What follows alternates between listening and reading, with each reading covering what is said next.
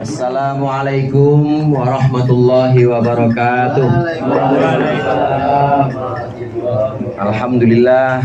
Alhamdulillahilladzi khalaqal mauta wal hayata liyabluwakum ayyukum ahsanu amala. Asyhadu an la ilaha illallah wahdahu la syarika lahu wa la mumatsila wa asyhadu anna Muhammadan abduhu wa rasuluhu dzul maqamil a'la. Allahumma salli wa sallim ala sayyidina Muhammadin alladzi ikhtassallahu bihi fadaila wa ala alihi wa ashabihi alladzina nalu ad-darajatal ula, amma ba'd. Segenap hadirin jamaah majlis tahlil, majlis takziah yang dimuliakan oleh Allah, wabil khusus para orang tua dan sesepuh tokoh masyarakat, Bapak Haji Maryadi, Om Kul, Bapak Dadang, Pak Uda, Pak Saf, Uda Saf, Pak Yudi, Bapak Yaman, Bapak Yaman Asos Mediai, dan Bapak Digul beserta keluarga besar Sahibul Bait yang mengundang kita pada malam hari ini. Hadirin sekalian yang berbahagia, acara malam hari ini kita bagi. Acara yang pertama pembagian hadiah, acara yang kedua pembagian door prize. Pembagian hadiah yang pertama kita sudah hadiahkan pahala bacaan Al-Fatihah kita, surah Yasin, kemudian juga zikir-zikir, tahlil, tasbih, tahmid. Ini pembagian hadiah, kita hadiahkan semuanya kepada almarhum dan almarhumah, khususnya untuk almarhum saudara kita Ade Fadli. Mudah-mudahan Allah berkenan untuk menyampaikan kepada Ade Fadli dan juga keluarganya. Amin. Ini hadiah yang paling ditunggu-tunggu. Makanya tadi disuruh saya wasiat dulu, tausiah dulu, saya ogah. Karena yang ditungguin sebenarnya hadiah yang pertama ini. Ini hadiah yang paling ditunggu-tunggu oleh almarhum, oleh almarhumah adalah doa kita yang tahlil. Artinya habis tahlil pulang juga nggak kenapa-napa sebenarnya. Tak kenapa-napa, karena hadiah yang pertama adalah hadiah untuk orang yang meninggal. Itu yang ada dalam doa wahbah, hadiyatan wasilah wa rahmatan nazilah wa barakatan syamilah. Itu hadiah yang sampai untuk Nabi Muhammad, para kerabatnya, dan juga untuk almarhum almarhumah. Semua itu dari bacaan-bacaan kita hadiahkan untuk orang-orang yang kita maksud, khususnya untuk Ade Fadli, saudara kita. Ini pembagian hadiah yang sangat ditunggu-tunggu. Sabda Rasulullah sallallahu alaihi wasallam, "Mal mayyitu fil qabri illa kal ghariqil mughawwith." Tidaklah mayit di alam kubur itu kecuali seperti orang yang sedang tenggelam memohon pertolongan. Jadi lagi terombang-ambing kemudian memohon pertolongan. Siapa yang bisa menolongnya? Yang bisa menolongnya adalah orang-orang yang hidup yang mendoakan kita. Untuk orang-orang yang ditinggalkan, mudah-mudahan Allah senantiasa memberikan kesabaran kepada yang ditinggalkan. Kesabaran dalam arti tetap yakin, optimis bahwa doa-doa kita dari malam pertama, malam kedua hingga malam ketiga ini kita husnuzon, pasti Allah terima. Amin. Pasti Allah sampaikan kepada almarhum. Amin. Kepada almarhumah. Amin. Dan ini menjadikan ampunan Allah, magfirah Allah melimpah kepada almarhum, dan juga Allah jadikan kuburnya termasuk satu taman dari taman-taman surga. Di pinggiran tamannya aja surga itu enak banget, saudara. Belum pernah kan pada ya? Mau? Mati dulu. Di pinggirannya aja itu enak banget, pinggiran surga. Taman-tamannya aja. Ini yang kita mohonkan kepada Allah. Allahumma ja'al qabrahu rawdatan min riyadil jinan. Ini inti dari tahlilan. menghadiahkan doa, menghadiahkan bacaan-bacaan, serta mendoakan supaya kubur dari almarhum almarhumah ini Allah jadikan taman dari taman-taman surga yang sedemikian luas. Mudah-mudahan apa yang kita panjatkan, kita mohonkan kepada Allah, ini Allah ijabah, amin. Ini hadiah yang pertama, acara yang pertama ini, pembagian hadiah. Kemudian yang kedua, door prize, hadiah juga. Hadiah buat kita yang hidup, buat kita yang hadir di sini, agar senantiasa kita mengingat kematian. Kalau malam ini kita menghadiahkan doa-doa, membacakan tahlil, memohonkan kepada Allah ampunan untuk almarhum, nanti boleh jadi besok malam itu bapak-bapak duluan, baru saya belakangan. Atau boleh jadi saya belakangan, bapak-bapak duluan. Yang namanya meninggal itu nggak ada syarat muda, nggak ada syarat tua juga, nggak ada syarat meninggal itu harus jompo, sakit, nggak ada juga. Nggak ada juga syarat meninggal harus sehat, nggak ada. Meninggal itu tanpa syarat, artinya ketentuan-ketentuannya hanyalah mengikuti takdir Allah, mengikuti ketetapan Allah. Ini yang namanya takdir. Takdir tidak akan bisa diubah, takdir tidak akan bisa ditawar-tawar. Demikian juga takdir tentang kematian, ini juga tidak akan bisa ditawar-tawar. Sering kita melihat orang yang tua ini masih hidup, masih segar, masih panjang usianya. Tapi justru yang muda, baru 23, udah stroke, besoknya meninggal. Ada nggak yang begitu? Banyak. Banyak yang begitu. Kadangkala anak yang masih kecil juga, yang belum mengenal apa-apa, itu juga Allah panggil. Jadi tidak mengenal muda, tidak mengenal tua, tidak mengenal kaya, tidak mengenal miskin. Kematian ini menyapa siapa saja, kematian ini akan menjemput siapa saja jika sudah Allah tentukan. Ini yang namanya takdir. Saudara sekalian, dalam setiap takdir itu muncul perintah. Saya ulangi lagi, dalam setiap takdir muncul perintah. Setiap takdir pasti muncul perintah Allah. Waktu kita ditakdirkan bangun subuh, dengar azan subuh, maka muncul perintah Allah di situ. Perintah Allah yang sunnah, bangun tidur baca alhamdulillahilladzi ahya at'amana. Siapa yang bilang at'amana tadi? Makan aja Ipul, ada Ipul.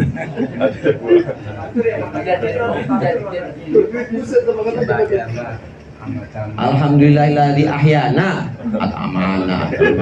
Alhamdulillahilladzi ahyana ba'dama amatana wa ilaihi nusyur. Takdir bangun di subuh hari ini memunculkan perintah sunnah baca doa, kemudian memunculkan perintah wajib yang lain. Apa itu?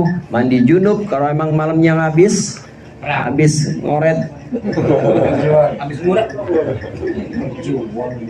kan itu mandi wajib, maka memunculkan perintah wajib. Ya man, ya. Haji belum. Dan memunculkan perintah wajib yang lain, sholat subuh. Setiap takdir memunculkan perintah. Perintah sunnah ada, perintah wajib ada. Setiap takdir seperti itu. Ini takdir yang sifatnya memunculkan perintah-perintah wajib seperti sholat, perintah-perintah zohir. Perintah-perintah yang sifatnya zohir seperti sholat, mandi, itu kan kelihatan semua bentuknya dan kita laksanakan secara zohir. Ada juga perintah-perintah yang sifatnya batin. Dan perintah yang batin ini lebih luas sifatnya, tidak terikat waktu. Kalau perintah yang zohir, mungkin waktunya itu terbatas dan waktunya sudah Allah tetapkan. Waktu ditakdirkan kita masih hidup dan masuk sholat zuhur, maka kita wajib ada perintah wajib sholat apa? Zuhur. Masih hidup lagi di asar, belum mati-mati juga waktu asar. Dengar suara azan asar, berarti muncul perintah apa? Sholat asar. Kemudian ditakdirin masih masuk juga di waktu maghrib kita masih hidup juga, berarti muncul perintah sholat maghrib. Sampai nanti Ramadan, masuk awal Ramadan, maka kita juga menerima perintah. Setiap takdir memunculkan perintah. Ketika masuk Ramadan ditakdirkan kita masuk dalam bulan Ramadan, maka muncul perintah puasa Ramadan. Itu perintah-perintah barusan, perintah-perintah yang sifatnya zahir, perintah-perintah yang berupa ibadah zahir, ibadah badan, puasa, sholat, mandi junub, ibadah badan semuanya. Nah, yang lebih penting lagi saudara, ada perintah yang bentuknya ibadah batin, ibadah batiniyah. Kalau ibadah badaniyah, ibadah zahir, ini waktunya tertentu. Puasa wajib ya di bulan Ramadan aja, sholat situ sehari ya cuma 5 waktu aja yang wajib.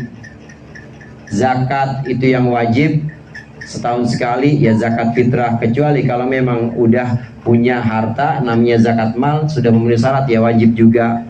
Ya kalau nggak wajib-wajib mustahik aja, mustahik selamanya. Ya kalau nggak fakir miskin. Kalau nggak miskin gorimin, utang. NMAX belum bayar, kan utang itu. PCX masih nunggak, namanya gorimin. Mustahik namanya. Kalau memang belum wajib zakat ya belum wajib, berarti belum masuk pada takdir perintah untuk wajib zakat, belum. Nah, perintah-perintah yang sifatnya zahir ini berupa ibadah zahir. Ada perintah-perintah yang sifatnya berupa ibadah batin dan tidak terikat waktu, tidak terikat dengan bulan Ramadan khusus, tidak terikat dengan waktu-waktu sholat khusus, tapi setiap saat bisa kita terkena perintah, bisa muncul perintah ketika kita ditakdirkan sesuatu oleh Allah. Dan banyak sekali takdir ini dalam setiap perjalanan hidup kita. Sampai kita jalan keluar dari rumah untuk cari nafkah, itu juga ditakdirkan oleh Allah bahwa kita ditakdirkan untuk pergi. Kita ditakdirkan keluar rumah, pergi jalan kaki, itu berarti kita sedang ditakdirkan bisa kerja. Kira-kira perintah batinnya apa di situ? Bukan perintah badannya. Kalau perintah badannya tadi terkait dengan sholat. Perintah bahwa kita ditakdirkan bisa pergi kerja, ditakdirkan bisa jalan kaki, maka kira-kira perintahnya apa tuh di situ? Apa? Ibadah. Perintahnya? Niat. Perintahnya meluruskan niat ketika kita ingin pergi kerja keluar rumah, lurusin niat. Itu perintah yang sifatnya batin, perintah yang sifatnya wajib dalam hati. Kita luruskan niat kita. Kerja keluar rumah niatnya untuk nafkahin istri, untuk nafkahin anak. Jadi jangan keluar rumah ini niatnya untuk cari yang lain selain untuk mencari nafkah. Dan banyak lagi dari perjalanan hidup kita yang semua itu adalah takdir semuanya. Di depan kita ada semangka. Ada apa lagi? Bolu. Ada bolu. Ada salak. Ini takdir, kita ditakdirkan di depan kita ada makanan. Maka memunculkan perintah. Setiap takdir pasti memunculkan perintah. Apa itu perintah? Kalau kita makan, maka makanlah pakai bismillah. Nah, begitu kita merasakan nikmat, maka alhamdulillah. Itu semua, setiap takdir memunculkan perintah. Begitu juga habis makan semangka, tahu-tahu buang-buang air. Buang-buang air gak berhenti. Apa namanya bahasa sininya? Mencret. Batman. Buang-buang air. Itu juga memunculkan perintah. Perintahnya itu apa? Perintahnya sabar, paling tidak di situ ada. Atas ketetapan Allah. Dan setiap langkah dari perjalanan kita itu pasti isinya adalah takdir. Dan pasti di situ ada perintah. Setiap takdir memunculkan perintah. Hadirin, segenap hadirin yang dimuliakan oleh Allah, dari banyak takdir ini secara garis besar Allah mentakdirkan kita menerima 4 hal, atau takdir pasti tidak akan berlari dari 4 hal ini. Yang pertama, musibah. Jadi tahap musibah itu adalah takdir.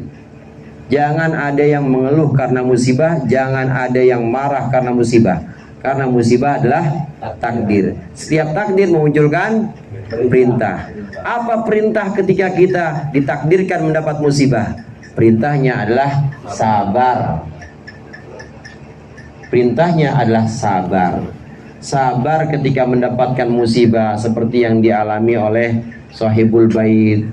Sabar dalam arti terus berdoa, terus husnuzon kepada Allah, terus berbaik sangka kepada Allah bahwa Allah akan senantiasa akan mengampuni almarhum almarhumah. Ini artinya kesabaran. Sabar bukan berarti diem aja nangis saja, bukan. Tapi sabar ini harus diikuti dengan hal-hal yang Allah ridhoi. Sabar mohon kepada Allah supaya Allah berikan keringanan, Allah berikan kelapangan dalam musibah. Ini jenis takdir yang pertama, pasti musibah. Pasti berbentuk musibah. Bisa kehilangan orang yang dicintai, bisa kecelakaan, bisa bencana alam, bisa lain sebagainya, itu musibah. Maka setiap takdir yang bentuknya musibah memunculkan perintah. Namanya perintah apa? Sabar. Yang kedua, pasti Allah mentakdirkan kepada hamba-hambanya kalau tidak musibah, Allah takdirkan maksiat. Jadi maksiat itu takdir juga. Maksiat takdir. Saya emang udah ini sih Ustaz, saya emang udah saya niatin seminggu yang lalu. Berarti itu takdir Allah dong kalau begitu. Secara hakiki atau secara sejati takdir Allah. Tapi tetap dosanya dosa yang niat. Karena orang yang niat itu orang yang sudah Allah bekali, sudah Allah install akal dalam hatinya. Pasti bisa membedakan mana yang haram, mana yang halal. Sudah diinstal akal, sudah ada akal pikiran untuk membedakan mana baik dan buruk. Ketika dia memilih yang buruk, yang dosa, maka di situ sudah mulai ada dosa, sudah mulai ada siksa nantinya. Tapi begitu sudah terjadi, maka itu tetap dikatakan takdir. Allah mentakdirkan dia jatuh dalam dosa. Nah, dalam takdir dosa ini muncul perintah. Kalau kita terpleset Allah, atau kalau kita sengaja, atau kalau kita kebetulan ditakdirkan oleh Allah sebagai orang yang sedang maksiat, kira-kira perintahnya apa di situ? Taubat. Taubat, betul. Buru-buru taubat. Buru-buru taubat. Mohon ampun, astagfirullahaladzim. Kenapa gini amat ya gue ya? Astagfirullahaladzim. Kenapa enggak percaya banget ya sama rezeki Allah? Astagfirullahaladzim. Buru-buru istighfar, buru-buru mohon ampun pada Allah. Allah menetapkan takdir untuk kita. Kalau tidak musibah, itu maksiat. Nah, ketika ditakdirkan maksiat, maka muncul perintah. Perintahnya adalah perintah untuk taubat. Jadi jangan dikira orang yang sedang maksiat, orang yang sedang berkubang dalam dosa-dosa, itu jangan dikira itu bukan takdir Allah. Itu takdir Allah. Boleh jadi Allah mentakdirkan orang-orang itu masih maksiat terus. Itu Allah takdirkan supaya dia nanti ketika sholat, ketika taubat, itu benar-benar merasakan bahwa ya Allah, aku hina sekali kemarin-kemarin itu. Ya Allah, aku nista sekali dulu itu. Aku tidak mengenalmu ya Allah. Supaya benar-benar berasa bahwa Allah itu Maha Pengampun. Ini juga untuk mewujudkan, untuk menegaskan bahwa Allah punya sifat Ghafur, bahwa Allah punya sifat Maha Pengampun. Nabi Adam makan buah khuldi. Itu secara zahir salah. Apakah itu takdir? Takdir. Maka muncul dalam takdir itu muncul perintah. Perintahnya taubat. Nabi Adam taubat mohon ampun kepada Allah, ini selain perintah untuk minta ampun, ini untuk mewujudkan bahwa ada sifat Allah yang lain, yaitu sifat maha ampun. Andai saudara, ini andai Nabi Adam waktu itu nggak makan buah khuldi terus di surga, nggak akan ada sifat Allah Ghafur. Orang di surga nggak ada yang punya dosa. Jadi kalau begitu kurang Asmaul Husna. Nama-nama Allah ada yang tidak terwujud. Allah yang maha pengampun, Allah yang maha pemaaf, al-afu, Allah yang maha pemaaf dan maha memberikan sayangnya, al-halim. Itu sifat Allah tidak ada yang terwujud. Karena sifat maha pengampun, sifat maha pemaaf itu untuk orang-orang yang dosa. Jadi takdir seperti ini adalah takdir yang memunculkan perintah untuk buru-buru bertaubat, perintah untuk buru-buru memohon ampunan. Ini yang kedua. Kemudian yang ketiga, Allah tetapkan takdir kalau tidak berupa musibah, tidak juga berupa maksiat, ini Allah takdirkan berupa nikmat. Setiap Allah takdirkan nikmat, maka muncul perintah. Apa perintahnya kira-kira? Syukur, perintahnya bersyukur. Bangun pagi, alhamdulillah, dibikinin kopi sama istri, masih enak rasa kopi. Alhamdulillah, nikmat. Ada cuma lemper dibawain dari semalam berkat habis tahlilan. Lemper lengket semua lagi. Emang lemper lengket.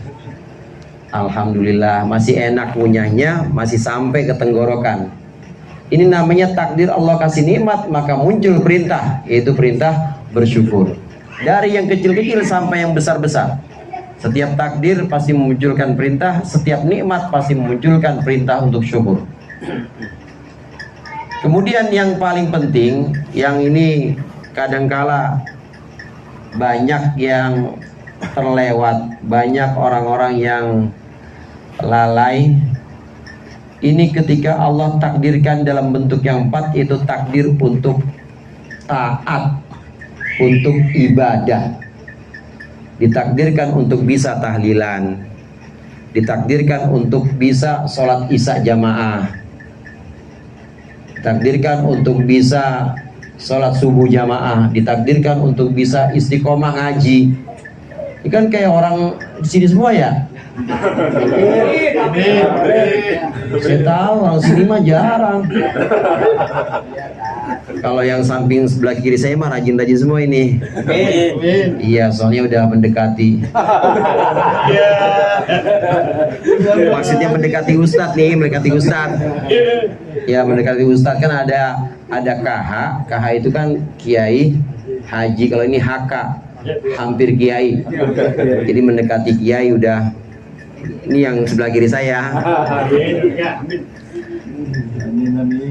Ketika Allah tetapkan untuk bisa sholat jamaah, bisa ngaji istiqomah, bisa hadir tahlilan, ini semua ketaatan, ditakdirkan sebagai orang yang taat.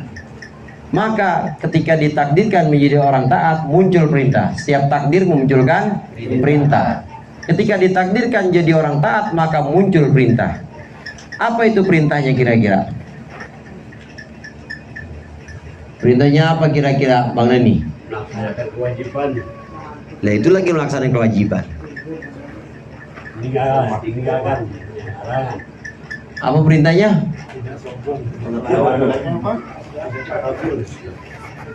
Istiqomah, udah jalan istiqomahnya. Udah salat subuh terus, zikir terus, udah istiqomah semua. Ketika ditakdirkan bisa istiqomah, ditakdirkan bisa melakukan ibadah-ibadah, ketaatan-ketaatan, kira-kira perintahnya apa? Rendah hati. Apa? Rendah hati. Iya, tadi taat. Sombong. Kalau sudah taat, perintahnya apa? Ketika ditakdirkan menjadi orang yang taat, melakukan berbagai macam bentuk ibadah, maka perintahnya adalah la haula wala quwata illa billah.